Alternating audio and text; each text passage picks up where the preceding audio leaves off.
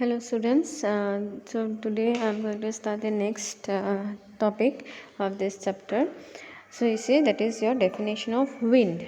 Okay, now wind means what? Wind means when air, okay, it moves from one place to another. Okay, that is moving air. Okay, moving air, that is called as wind.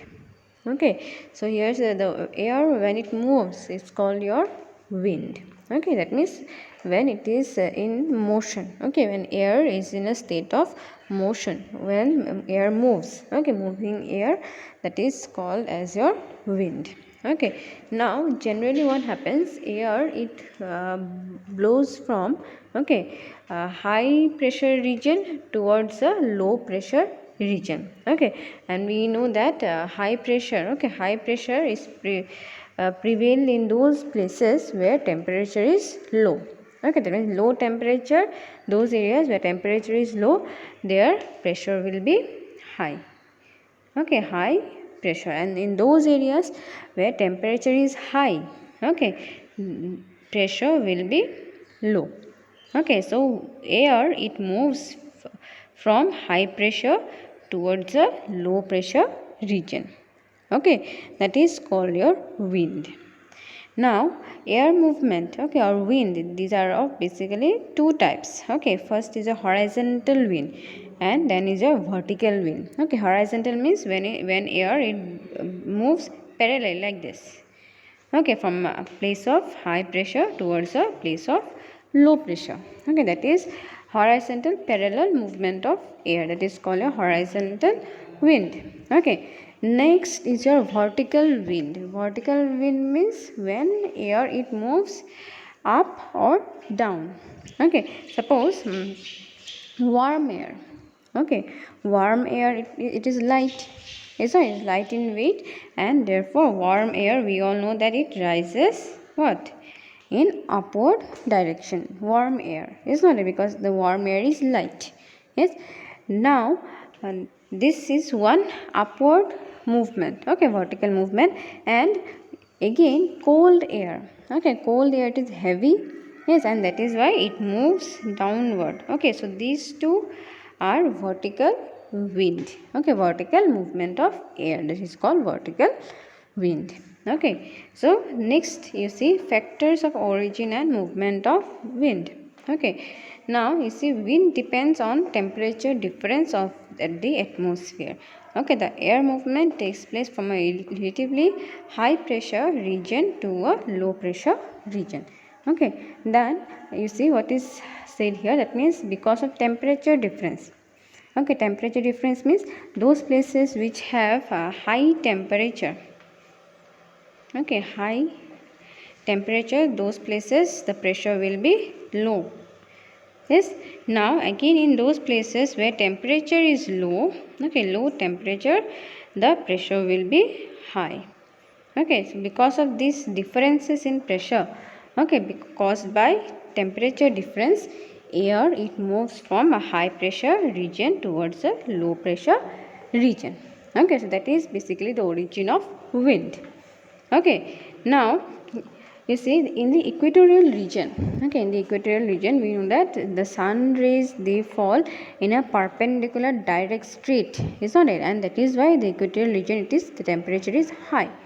Okay, and because of high temperature low pressure prevails. Yes, so the wind or air, okay, air it comes from the high pressure region towards the equatorial low pressure region. Okay, so that is because of this pressure difference. Okay, again the warm air. Okay, warm air we know warm air it is light air, that means pressure is low. Okay, and that is why it rises upward. Okay, so this kind of movement of air, okay, that is called a wind. Okay, it originates because of the temperature difference and mainly your differences in pressure. Okay, then you see the factors affecting wind. What are the factors that affect wind? First is your pressure gradient force, then is your gravitational force, then third is your centrifugal force, and the fourth is your frictional force. So today I am going to explain you the first two factors. So first is you see pressure gradient force. Okay, so pressure gradient force, what is this? You see the force generated from atmospheric pressure difference on the earth's surface is known as pressure gradient force. Okay, that means when wind it blows from high pressure towards a low pressure region.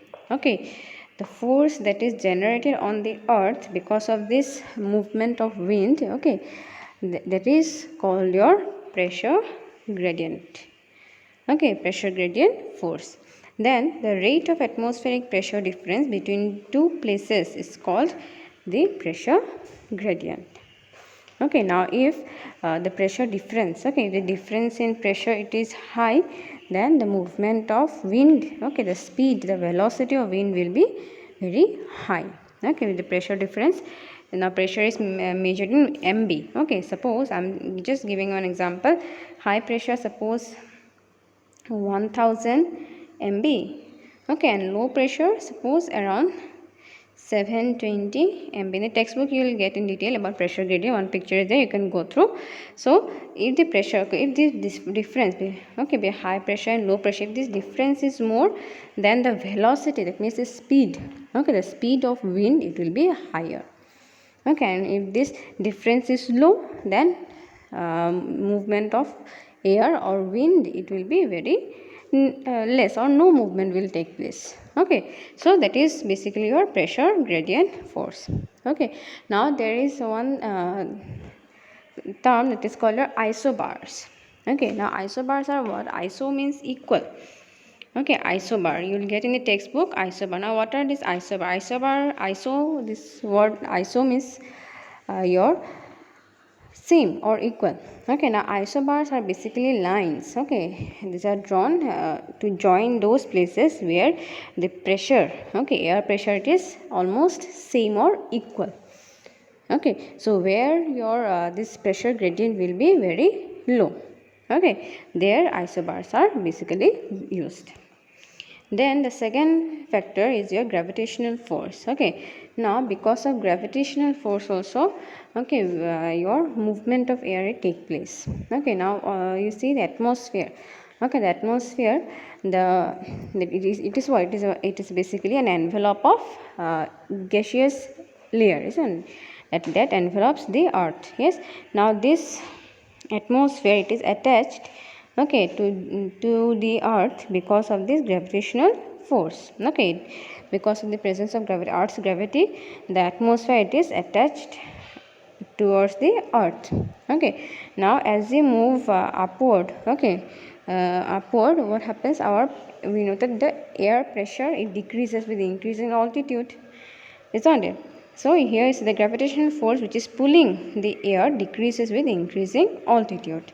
Okay, that means with the increase in height, as we will go on moving upwards, okay, the gravitational force, it will decrease. Okay, and because of that, the air will become lighter.